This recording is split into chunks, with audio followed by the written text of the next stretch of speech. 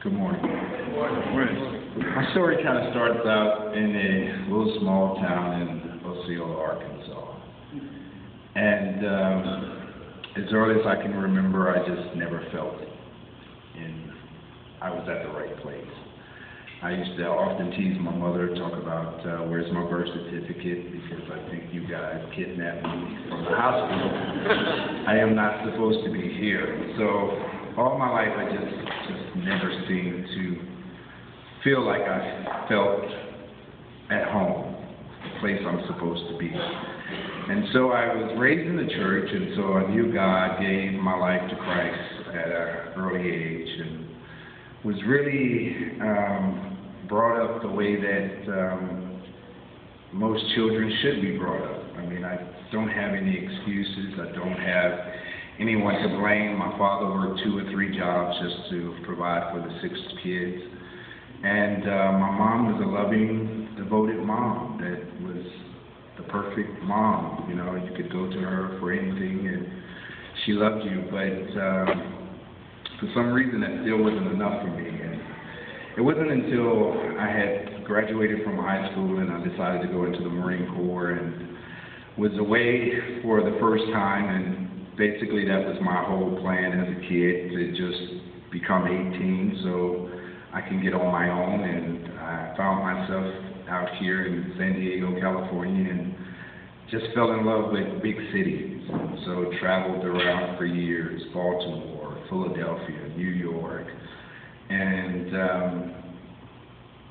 still, no matter where I went, even though there was a lot of things that I used to occupy my time, there was a lot of things that I used to entertain me, I was still not at peace on the inside.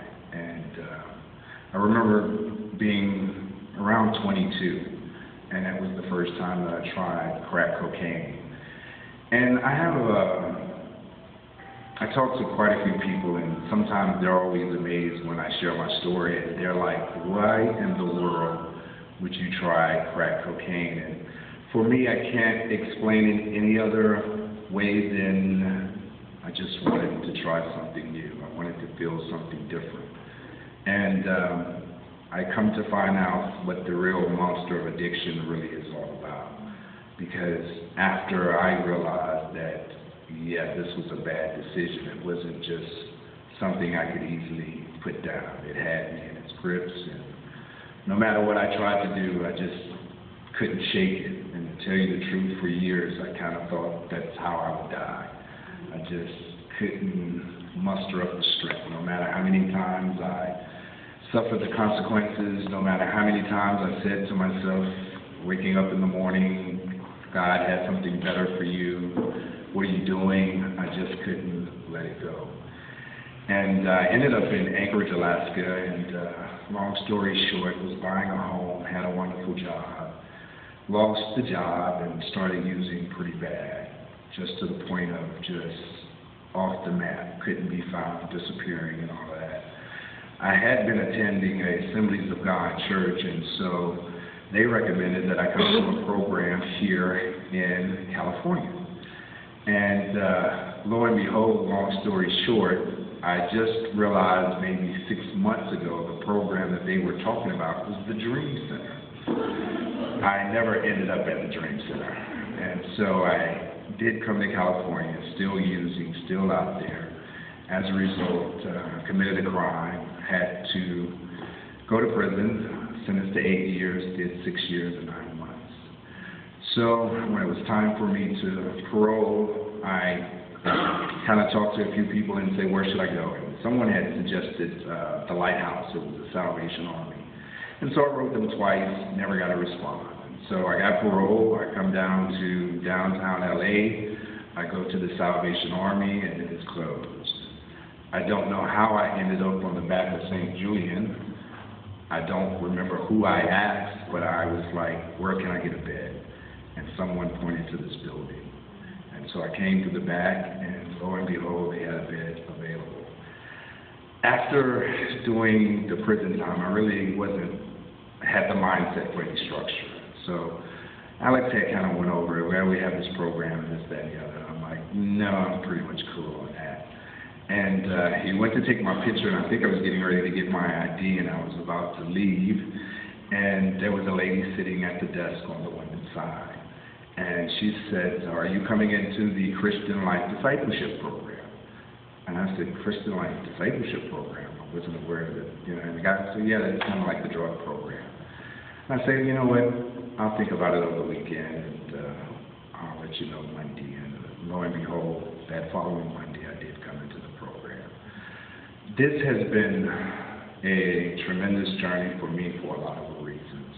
And I think the biggest reason is because it really has helped me to understand that God is always sovereign, and God is always working behind the scenes sometimes when we don't realize it. And I've never been in a program where there is so many resources. And the biggest thing that I do like about the Union Rescue Mission is that its goal and its aim is to do more than just give you clothing and to give you shelter and to put clothes on you. It's a program that's really set up to help you stand on your feet. I like the motto, "The way home." This is not home, but this is the way home. And there has been a lot of people that God has placed in my life while I've been here that has played an intricate part. And so my gratitude really is that God has created this special place called the URL. And He's assembled a special group of people to help those who come through here who really think life has ended. And we're just existing, waiting, in a lot of cases, just to die.